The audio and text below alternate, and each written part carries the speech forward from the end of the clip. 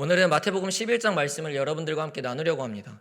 마태복음 11장은 세례 요한의 질문과 예수님의 답변의 중심으로 이야기가 흘러가게 되는데 2절을 보면 세례 요한이 옥에 갇혀 있는 상황으로 시작되는 것을 우리가 발견할 수 있게 됩니다.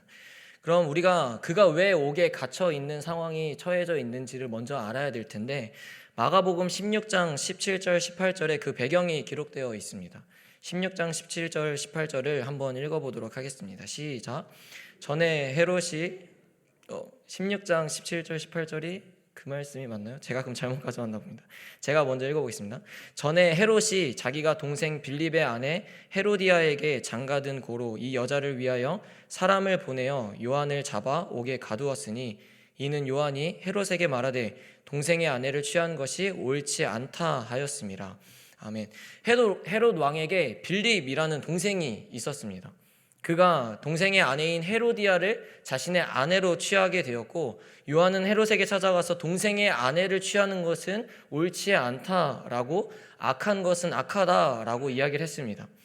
그런데 헤롯은 그 이야기를 듣고 이제 요한을 옥에 가두게 되었습니다. 그래서 오늘 본문에 이 요한이 옥에 갇혀 있는 상황으로 시작이 되는 거죠. 그래서 다시 한번 그럼 오늘 저희 본문 2절과 3절을 한 번 더 보겠는데요. 본문 2절과 3절입니다. 시작. 요한이 옥에서 그리스도께서 하신 일을 듣고 제자들을 보내어 예수께 여짜오되 오실 그이가 당신이오니까 우리가 다른 일을 기다리오리까. 아멘. 요한은 감옥에 있을 때 예수님의 사역 소식을 듣고 자신의 제자들을 보냅니다. 그리고 예수님에게 이렇게 질문하게끔 하죠. 오실 그이가 당신입니까? 아니면 우리가 다른 일을 기다려야 하는 겁니까? 라고 질문을 던집니다. 이 말씀을 보면은 세례 요한의 질문이 조금 이상하다라고 느껴지게 됩니다. 왜냐하면 주의 길을 예비하던 세례 요한이 예수님을 만나 요단강에서 세례를 베풀었음에도 불구하고 그가 하는 질문은 메시아로 오신다는 그분이 당신 맞습니까? 라는 질문이 사실은 이상하게 보여질 수밖에 없습니다. 그러나 우리는 성경을 통해서 예수님의 초림과 재림을 확인하여 알 수 있지만 당시의 구약 선지자들도 그랬고 세례 요한도 그랬었고 예수님이 이 땅 가운데에 오심으로 이 모든 것이 회복이 될 거다라고 생각을 했던 것입니다.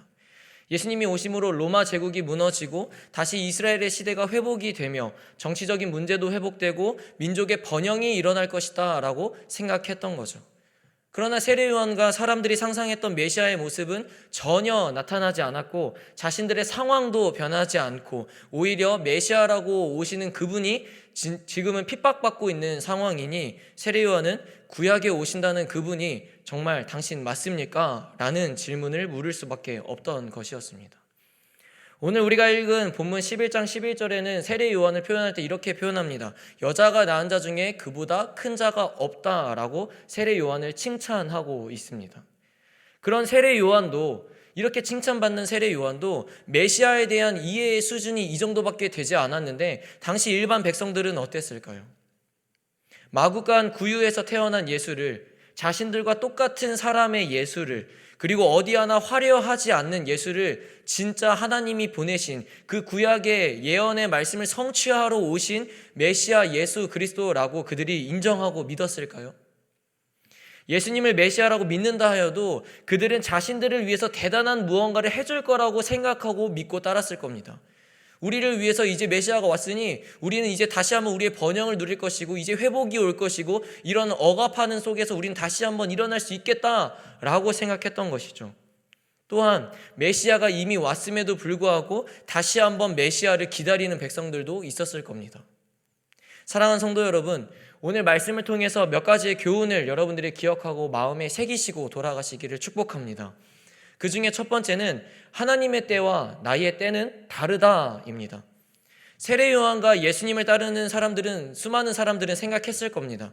이제는 우리의 민족이 회복되며 우리를 억압하는 자들이 이제 하나님 앞에 심판받게 될 것이다 라고 생각했을 겁니다. 그러나 그들이 생각하는 일들은 전혀 일어나지 않았습니다. 우리 또한 삶을 살아가며 하나님 앞에 매달리며 간구할 때에 그럴 때 있지 않습니까? 이때 하나님이 지금 내 문제를 해결해 주셔야 되는데 주님 내가 그렇게 오랜 시간 기도했는데 지금 이제는 시간이 얼마 남지 않았습니다. 이제는 내 기도에 응답해 주실 때가 되었습니다 라고 기도할 때가 있지 않습니까? 그럼에도 불구하고 내 상황과 내 처지가 변하지 않을 때, 나를 건져주시지 않을 때에 우리는 하나님을 원망하기도 하고 좌절하기도 하며 낙심하기도 합니다. 그러나 여러분, 이미 여러분들은 답을 잘 알고 있지 않으십니까? 하나님의 때와 우리 때는 다릅니다. 물론 하나님의 타이밍과 나의 타이밍이 정확히 일치할 때도 있죠. 그리고 우리의 간구에 즉각적으로 응답하실 때도 당연히 있습니다. 그러나 매번 상황이 그렇지 않다라는 거죠. 내가 생각했을 때는 이때 하나님이 지금 멋지게 등장하셔야 하는데, 하나님께서 지금 이때에 딱 하나님께서 응답하셔야 되는데 등장하시지 않는다면 하나님의 때는 그때가 아닌 겁니다. 내가 생각하기에는 하나님 지금이에요 라고 생각할지 몰라도 하나님 보시기에 그때가 아니면 그때가 아닌 겁니다. 연약하고 죄 많은 인간인 우리가 어떻게 감히 하나님의 생각과 하나님의 계획과 하나님의 마음을 우리가 다 알 수 있을까요? 알 수 없다라는 거죠. 때로는 하나님이 이끄시는 그 일들도, 그리고 우리에게 처한 그 상황도 우리는 때로는 납득하지 못할 때가 너무 많다라는 거예요. 그래서 전도서 8장 17절에서도 이렇게 말합니다. 한번 읽어볼까요? 네, 읽어보겠습니다. 시작. 또 내가 하나님의 모든 행사를 살펴보니 해 아래에서 행해지는 일을 사람이 능히 알아낼 수 없도다. 사람이 아무리 애써 알아보려고 할지라도 능히 알지 못하나니 비록 지혜자가 아노라 할지라도 능히 알아내지 못하리로다. 아멘. 아무리 지혜로운 자가 다 안다고 주장하여도 사람은 하나님을 다 이해할 수 없다라고 지금 전도서에서 증거하고 있는 겁니다. 우리가 믿는 하나님은 어떤 분이십니까? 전지전능하신 분이십니다. 모든 만물을 주관하시는 분이시며 천지를 창조하신 분이십니다. 그런데 연약하고 죄 많은 인간이 우리가 어떻게 하나님의 생각을 다 이해할 수 있을까요? 그렇지 않다라는 거죠. 감옥에 갇힌 세례 요한도 그렇게 생각했을 겁니다. 지금은 하나님께서 메시아를 통해서 우리를 건져내셔야 하는데 라고 생각했을 겁니다. 우리가 작은 나무를 보고 있을 때 하나님은 이미 숲을 보고 계시다라는 거예요. 우리도 숲을 볼 줄 알아야 되는데 우리는 자꾸 작은 나무만 보니까 고작 우리 앞에 작은 그 걱정과 두려움 때문에 하나님을 원망하고 걱정하고 있다라는 거죠. 여러분, 간절히 기도하고 있음에도 불구하고 여러분의 상황이 변하지 않고 있으십니까? 또는 계속해서 기도하고 복음을 제시하고 있음에도 불구하고 내 자녀가, 내 아내가, 내 남편이, 내 가장 가까운 누군가가 변하지 않고 있습니까? 지치지 말고 계속 기도하십시오. 그럼 하나님의 때에 하나님께서 반드시 변화시키실 것입니다. 제가 아이들을 사역하다 보니 가끔 변하지 않는 자기의 자식들을 위해서 기도해 달라라는 부모님들이 계십니다. 그럼 제 입에서 나오는 기도는 그냥 간단한 기도입니다. 하나님의 때에 그 아이들을 변화시켜 주십시오. 제가 간구하는 것은 하나님, 부디 그 때가 속히 오기를 간구합니다. 제가 상담할 때도 어머님들한테, 아버님들한테 답변할 수 있는 이야기가 그거밖에 없어요. 제가 변화시켜 보겠습니다 라고 절대 답변하지 않습니다. 하나님의 때에 분명히 하나님께서 그 아이를 절대적으로 변화시키실 겁니다. 그러니 우리는 하나님께서 그 때가 속히 오기를 기도하고 하나님의 때에 그 아이를 변화시키실 거라는 그 믿음과 신뢰를 가지고 우리는 기도해야 된다라고 답변하는 거죠. 여러분, 내가 생각한 때에 주께서 응답하시지 않았다고 해서 좌절하지 마시고 낙심하지 마시고 하나님의 때를 잠잠히 기다리십시오. 우리는 그 시기를 잘 견디고 버텨야 우리의 믿음이 더욱 성장해지는 것입니다. 다시 본문으로 돌아와서 세례 요한 질문에 예수님의 답변을 그럼 우리가 한번 보겠습니다. 본문 4절과 5절인데요. 4절과 5절 시작. 예수께서 대답하여 이르시되 너희가 가서 듣고 보는 것을 요한에게 알리되 맹인이 보며 못 걷는 사람이 걸으며 나병 환자가 깨끗함을 받으며 못 듣는 자가 들으며 죽은 자가 살아나며 가난한 자에게 복음이 전파된다 하라. 아멘. 예수님은 세례 요한의 질문에 그래, 내가 메시아다, 내가 바로 하나님이 보내신 그이가 맞다라고 아주 명쾌하게 대답을 해주셨으면 참 좋았을 텐데 우리 주님은 그렇게 쉽게 답변하지 잘 않으시죠. 예수님께서는 세례 요한의 제자들에게 너희가 가서 듣고 보는 것을 알려주어라 라고 답변하십니다. 그렇다면 그들이 듣고 보는 것이 무엇이었습니까? 5절에 방금 기록되어 있듯이 맹인이 앞을 보며 안진뱅이가 걷게 되며 나병 환자가 깨끗함을 받으며 못 듣는 자가 들으며 죽은 자가 살아나며 가난한 자에게 복음이 전파되는 이 예수님의 놀라운 행하심을 너희가 듣고 보았다면 가서 알려주어라 라는 것이었습니다. 사랑하는 성도 여러분, 우리 예수님은 이 일을 하기 위해 이 땅에 오신 것입니다. 정치적인 메시아의 역할을 하기 위해서가 아니라 단순히 하나님을 믿지 않는 자들을 벌주기 위해서가 아니라 그리고 마냥 우리의 모든 간구를 듣고 그것에 응답하기 위해서가 아니라 아무도 돌보지 않는 자들을 위로하며 그들을 치유하며 하늘의 복음을 전함으로 그들에게 새 생명을 주기 위해 오신 분이라는 겁니다. 그래서 두 번째로 우리가 기억해야 할 교훈은 하나님은 여전히 그의 계획대로 일하고 계신다라는 겁니다. 세례요한이 감옥에 갇히고 진짜 메시아가 맞는지 의구심을 품을 때도 하나님은 아들 예수 그리스도를 통해서 쉬지 않고 지금 일하고 계셨습니다. 5절에 기록되어 있는 이 예수님의 행함이 의미 없는 행함처럼 이 백성들에게 세례요한과 제자들에게 그렇게 보일지 모른다 하여도 이사야 35장 5절과 6절을 보면 그렇지 않다라는 것을 우리가 알 수 있게 됩니다. 이사야 35장 5절에서 6절인데요. 우리 함께 읽어보겠습니다. 시작. 그때에 맹인의 눈이 밝을 것이며 못 듣는 사람의 귀가 열릴 것이며 그때에 저는 자는 사슴같이 뛸 것이며 말 못하는 자의 혀는 노래하리니 이는 광야에서 물이 솟겠고 사막에서 시내가 흐를 것임이라. 아멘. 예수님의 지금 5절에서 우리 본문 5절에서 행하고 있던 그 놀라운 일들은 이미 오시기 전부터 구약에 약속되어 있던 것이다 라는 거죠. 즉 구약의 예언의 말씀이 지금 이 백성들 세례요한과 제자들 앞에 그 눈앞에서 성취되고 있는 것이며 이미 구약시대 때부터 하나님은 이 일을 하기 위해서 쉬지 않고 일하고 계셨다라는 거죠.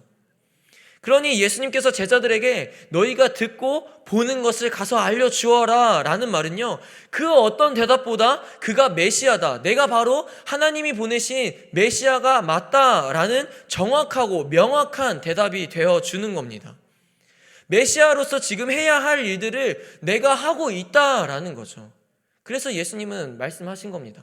너희들이 눈으로 듣고 귀로 듣고 눈으로 보고 그것들을 세례요한에게 가서 알려주어라. 이 일을 행할 수 있는 이가 누구라는 겁니까? 하나님의 아들 예수 그리스도. 하나님의 아들 메시아가 아니고서는 이 일을 누가 능히 하겠느냐라는 것을 답변하시는 거예요. 당시 사람들이 봤을 때는 그들이 생각하고 상상했던 메시아의 모습은 아니었을 겁니다. 약자들을 돌보고 가까이 하는 그저 우리와 별 다를 것 없는 평범한 사람이라고 생각했을 겁니다. 그리고 누군가는 생각했겠죠. 언제 하나님의 아들이 대체 이 땅 가운데 오는 거지? 메시아가 우리를 구원하는 역사가 도대체 언제 일어나는 거지? 생각했을 겁니다. 그러나 하나님은 구약의 예언 때부터 지금까지 쉬지 않고 일하고 계셨다라는 겁니다. 이처럼 우리의 상황이 괴롭고 힘들 때도 하나님은 손 놓고 계시지 않고 우리를 위해서 계속해서 일하고 계십니다. 아멘이시죠? 미국의 존 파이퍼 목사님은 하나님께서 코로나 사태에 이 수억 가지의 일을 하고 계시지만 우리는 그 중에 아주 작은 부분밖에 알지 못한다라고 이야기하셨습니다. 우리는 코로나를 통하여서 우리의 일상이 잠깐 멈추는 시간을 경험하게 되었고 우리의 현장 예배도 멈추는 시간을 경험하게 되었고 더하여 우리의 신앙도 흔들리며 주춤하며 또는 누군가는 멈추는 경험을 하게 되었습니다. 그러나 그럼에도 불구하고 여러분, 하나님은 그 속에서 여전히 일하고 계셨습니다. 우리가 힘들어하고 괴로워하는 그 순간마다 그 문제를 해결하기 위해 이 백성들이 고통스러워하는 그 순간에 이 고통을 어떻게 하면 벗어버릴 수 있을까 하며 하나님은 멈추지 않고 쉬지 않고 자신을 사랑하는 그 백성들을 위해서 일하고 계셨다라는 겁니다. 그리고 지금도 하나님은 우리 가운데 역사하시고 우리를 향한 하나님의 계획을 위해서 일하고 계십니다. 그러기에 사랑하는 성도 여러분, 내 뜻대로 상황이 풀리지 않더라도 주어진 시간이 나를 괴롭게 하더라도 내 기도대로 응답이 되지 않더라도 우리는 그때에도 여전히 나를 위해 일하고 계신 하나님을 신뢰해야 합니다. 세례 요한처럼 감옥에 갇혀 답답하고 괴로운 상황이 되었을지라도 그분이 내 삶 속에 개입하셔서 하나님께서 일하고 계심을 우리는 믿어야 된다라는 거죠. 그게 바로 건강한 신앙인 겁니다. 우리의 인생은 항상 잘 되지 않습니다. 또 항상 내 뜻대로 되지도 않죠. 요셉의 삶을 봐도 그렇습니다. 자신이 팔려가는 것도 그렇고 감옥에 갇혀 있는 것도 모두 그의 뜻이 아니었습니다. 또 다니엘이 사자굴에 들어가는 것도 당연히 다니엘의 뜻이 아니었죠. 그러나 요셉과 다니엘이 그 와중에도 여러분들이 잘 알듯이 신앙을 잃지 않았습니다. 어떻게 그럴 수가 있었을까요?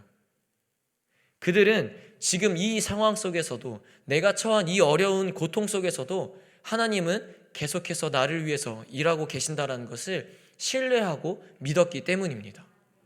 오늘 말씀에서도 세례요한 질문에 예수님은 구약의 말씀을 성취하며 지금도 내가 일하고 있다라고 말씀해 주셨습니다. 제자들이 세례요한에게 돌아가서 그 답변을 전달했을 때에 세례요한의 그 반응은 성경 어디에도 나와 있지 않습니다. 그러나 저는 세례요한이 그 답변을 듣고 그의 믿음이 더욱 확증되었으리라 생각합니다. 처음에는 반신반의하는 마음으로 질문했을지언정 제자들에게 예수님의 일하심을 다시 한번 전해 듣고, 하나님이 하나님의 일을 하고 계시는구나 라고 그가 생각했을 겁니다. 이처럼 우리도 우리를 위해 쉬지 않고 일하시는 하나님을 신뢰하고 믿고 따르는 건강한 성도가 저와 여러분들이 되기를 주의 이름으로 축복합니다. 오늘 본문 6절을 마지막으로 한 번 더 읽어보겠습니다. 6절입니다. 시작.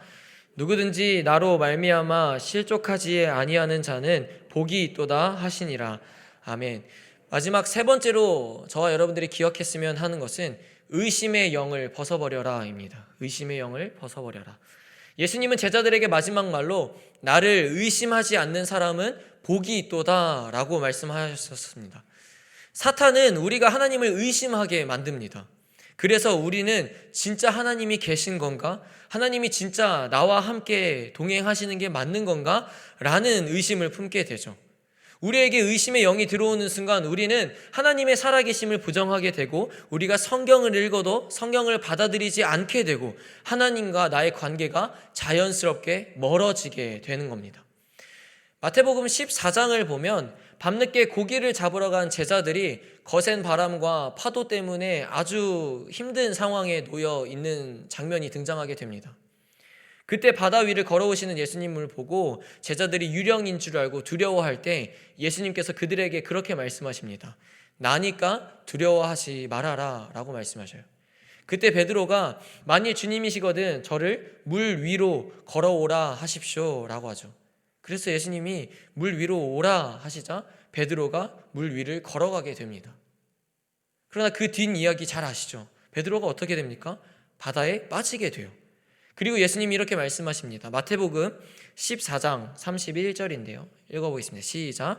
예수께서 즉시 손을 내밀어 그를 붙잡으시며 이르시되 믿음이 작은 자여 왜 의심하였느냐 하시고. 아멘. 베드로가 물 위를 걸어가는 동시에 어떤 마음이 있었다는 겁니까? 의심하는 마음이 있었다라는 거예요. 우리는 예수님께 의심하는 순간 예수님께 가까이 다가가기 어려운 존재가 되는 겁니다. 여러분 잘 생각해 봅시다. 우리가 교회를 다니고 말씀을 들으면서도 불구하고 진정으로 여러분들 마음 가운데에 하나님을 의심하는 마음이 단 1%도 없으십니까? 여러분의 삶을 살아갈 때에 나도 모르게 하나님을 의심하는 마음이 없던가요? 여러분의 상황 가운데, 여러분 삶 가운데에 무언가를 여러분의 힘으로 하고 있다면 그것부터가 여러분 이미 하나님을 신뢰하고 있지 않다라는 겁니다. 없으면 참으로 다행이죠. 그러나 우리는 여러분 1% 항상 의심하는 마음이 우리 가운데 자리 잡고 있을 겁니다. 그러나 여러분 1%라도 의심하는 마음이 우리 가운데 있다면 그 1% 때문에 베드로와 같이 우리는 바다에 빠지게 되는 겁니다. 그리고 우리가 주님께 걸어가지 못하게 가장 하는 사람이 누구라고요? 사탄은 우리에게 의심의 영을 불어넣어 우리가 자꾸 바다 위를 걷지 못하게 합니다. 자꾸 예수님께 걸어가지 못하게 하는 존재다라는 거예요. 그럼 여러분, 그럼에도 불구하고 놀라운 게 뭔지 아세요? 마태복음 14장 31절을 다시 한번 띄워주시겠어요? 그럼에도 불구하고 놀라운 것은요, 바다에 빠진 베드로에게 그리고 우리에게 즉시 예수께서 손을 내밀어 그를 붙드시며 예수께서 즉시 손을 내밀어 그를 붙드시며, 여러분, 예수님께서 즉시 우리의 손을 붙들어 주신다라는 겁니다. 우리가 넘어지는 순간, 우리가 의심하여 바다에 빠지는 순간 예수님께서는 즉시 우리를 건져내신다라는 거예요. 우리가 믿는 주님은 이런 분이십니다. 성경이 말하는 주님은 이런 분이라고요. 그런데 우리가 이러한 분을 신뢰하지 않으니까, 손을 내밀어 주시는데 그 손을 우리가 잡지 않으니까 우리는 넘어지고 일어서지 못하는 겁니다. 다시 본문으로 돌아와서 6절에 예수님은 누구든지 나를 의심하지 않는 자는 복이 있도다 라고 말씀하셨습니다. 예수님은 감옥에 있는 세례 요한에게 의심하지 말라라는 거죠. 그리고 지금 우리에게도 말씀하십니다. 의심하지 말라. 사랑하는 성도 여러분, 하나님을 의심하게 하는 그 더러운 영을 벗어버리기를 주의 이름으로 축복합니다. 말씀을 정리하겠습니다. 그리스도의 길을 예비하고 복음을 열심히 외친 세례 요한의 결과는 감옥이었습니다. 그리고 그렇게 신앙이 있던 세례 요한도 세례 요한을 칭찬하는, 그이보다 큰 자가 없다라고 칭찬하는데도 불구하고 세례 요한은 예수님을 의심하는 마음이 그에게 있었습니다.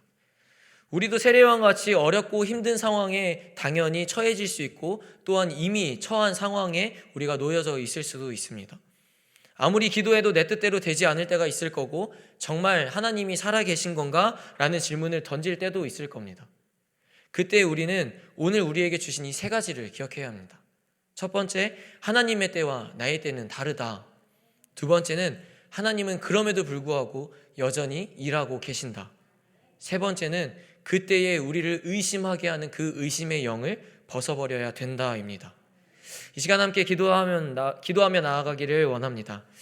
오늘 말씀의 세례 요한과 우리는 굉장히 비슷한 점이 많이 있습니다.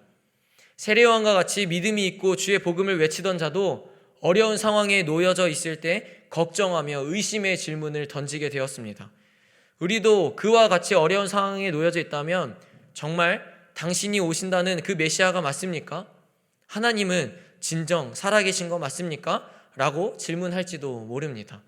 이 시간 기도할 때 주님, 어떤 상황에 놓여져 있을지라도 하나님의 때가 분명히 있으므로 믿음을 고백할 수 있는 우리가 되게 하여 주시옵소서. 하나님은 그 속에서 여전히 내 삶 속에서 일하고 계심을 신뢰하며 의심하지 않는 믿음을 갖게 해달라고 우리 시간 주여 한번 부르짖으며 기도하며 나아가겠습니다. 주여. 사랑의 하나님, 아버지, 이 시간 우리가 말씀을 들음을 기억하며 나아가길 소망합니다. 아버지, 어떤 상황에 놓여 있을지라도 아버지, 그럼에도 불구하고 주님께 우리가 의심하지 않는 마음을 허락하여 주시옵소서. 하나님의 때가 분명히 있습니다. 주님, 나의 때가 아니라 내 기준과 내 생각과 내 마음으로 아버지, 내 때를 정하는 것이 아니라 하나님의 때를 기다릴 수 있는 그 인내를 우리 가운데 허락하여 주시옵소서. 하나님의 때가 반드시 올 것입니다. 주님, 우리는 그 때를 알지 못하나니 주님, 그 때가 속히 오게 하여 주시옵시고, 아버지, 우리가 괴롭고 힘들고 어려운 상황 속에서도 하나님의 때에 하나님께서 반드시 일하실 것이고 하나님의 때가 반드시 올 것이라는 그 믿음을 잃지 않게 하시고 하나님의 때에 일하시는 그 신뢰함이 우리 가운데 있게 하여 주시옵소서. 더 나아가서 주님, 하나님은 여전히 내 삶 속에서 일하고 계신다는 것을 잊지 않게 하여 주시옵소서. 아버지, 오늘 말씀에서도 백성들은 여전히 알지 못했으나 이미 구약의 예언의 말씀 때부터 신약까지 주님은 계속해서 일하고 계셨습니다. 주님, 미천한 우리는 하나님의 생각을 다 알지 못하나오니 주님, 계속해서 우리 가운데 일하여 주시옵소서. 그리고 주께서 우리 가운데 우리의 삶 속에서 어려운 상황 속에서 주님은 일하고 계신다는 것을 우리가 깨닫게 하시고 그것을 보게 하시고 알게 하시고 느끼게 하시고 경험하게 하여 주시옵소서. 그래서 여전히 하나님께서 내 삶 속에서 일하고 계시기에 내가 두렵지 않도다, 내가 무섭지 않도다, 내 가운데 걱정이 없도다 라고 고백할 수 있는 믿음의 성도들이 되게 하여 주시옵소서. 하나님, 그 상황을 통하여서 자꾸자꾸 사탄은 우리 가운데 의심의 영을 불어넣습니다. 주님, 의심하지 않게 하여 주시옵시고 아버지, 우리의 의심의 영을 벗어버리게 하여 주시옵소서. 아버지, 의심하는 순간 우리가 바다 위에 빠지게 됩니다. 의심하는 순간 우리가 넘어지게 되고 무너지게 됩니다. 아버지여, 의심하지 않게 하시고 아버지, 온전히 주님을 다 신뢰하게 하시고 말씀을 통하여서 하나님을 다 믿게 하여 주시옵소서. 주님, 아버지여, 사탄이 계속해서 공격할 때마다 그것을 무너뜨릴 수 있는 아버지여 기도와 말씀으로 철저히 이겨나가게 하여 주시옵시고 아버지여, 그 의심의 영을 벗어던질 때에 주님께 온전히 걸어갈 수 있는, 아버지 가운데 온전히 가까워질 수 있는 그런 믿음의 성도들이 우리가 될 수 있도록 주님께서 축복하시고 인도하여 주시옵소서. 사랑과 은혜가 풍성하신 하나님, 새벽 가운데 주의 말씀을 듣게 하심을 감사드립니다. 우리는 하나님을 주로 모시고 살면서도 내가 원하는 뜻대로 되지 않고 내가 원하는 시기에 응답하시지 않을 때에 주를 원망하기도 하며 정말 주가 살아계신 하나님이 맞는지 하늘에 물을 때도 있었습니다. 그러나 오늘 말씀과 같이 하나님은 항상 하나님의 때에 우리를 건져주셨고 하나님의 때에 내 기도에 응답하셨습니다. 앞으로는 내가 생각한 그 때가 아니라 하나님의 때를 기다릴 수 있도록 인내를 내게 허락하시고 잠잠히 그 때를 기다리는 자가 되게 하여 주시옵소서. 또 우리가 괴로울 때나 슬플 때나 고통 속에 놓여 있을 때도 주님은 우리를 위해서 쉬지 않고 일하고 계신다는 믿음을 잃지 않게 하여 주시고 우리와 하나님의 사이를 멀어지게 하려는 사탄의 의심의 영도 오직 기도와 말씀으로 이겨버리게 하여 주시옵소서. 오늘의 이 말씀이 오늘의 나를 살게 하시고 한 주를 살게 하시고 앞으로의 나를 살게 하여 주시옵소서. 주께서 그렇게 인도하시고 오늘 하루도 주께서 승리하게 하실 줄 믿으며 예수님의 이름으로 간절히 축복하며 기도드리옵나이다. 아멘. 주여 주여 주여. 사랑의 하나님 아버지, 오늘의 말씀을 우리 마음판에 새기고 돌아가게 하여 주시옵소서. 아버지여, 오늘 들은 이 말씀이 이 성전 가운데에서 끝나는 것이 아니라 성전을 떠나서 우리가 문 밖으로 세상 속으로 들어갈 때에 하나님 이 말씀을 기억하고 돌아가게 하여 주시옵소서. 이 말씀을 아버지여 듣기만 하는 것이 아니라 아버지의 삶으로 실천할 수 있는 자들이 되게 하여 주시옵소서. 주님, 부족합니다. 그럼에도 불구하고 이 말씀 가운데 우리가 순종하겠나이다. 아버지여, 이 말씀 가운데에 아버지 다시 한번 우리가 일어날 수 있는 힘을 허락하여 주시옵시고 이 말씀이 오늘의 나를 살게 하여 주시고 한 주를 이 말씀을 붙들고 살아가게 하여 주시옵소서. 주님, 우리에게 주신 오늘의 이 세 가지의 메시지가 있었습니다. 그 세 가지를 분명히 기억하고 돌아가게 하여 주시옵시고 아버지, 우리가 각자의 자리로 돌아갔을 때에도 다시 한번 하나님 앞에 힘있게 달려갈 수 있는 믿음의 성도들이 되게 하시고 거룩한 백성들이 되게 하여 주시옵소서. 주님 아버지여, 그렇게 인도하여 주옵소서. 우리 가운데 새 힘을 불어넣어 주시옵소서. 하나님께서 하나님의 일을 행하여 주시옵소서. 온전히 주님만을 신뢰하며 나아갑니다. 온전히 주님만을 붙들며 나아갑니다.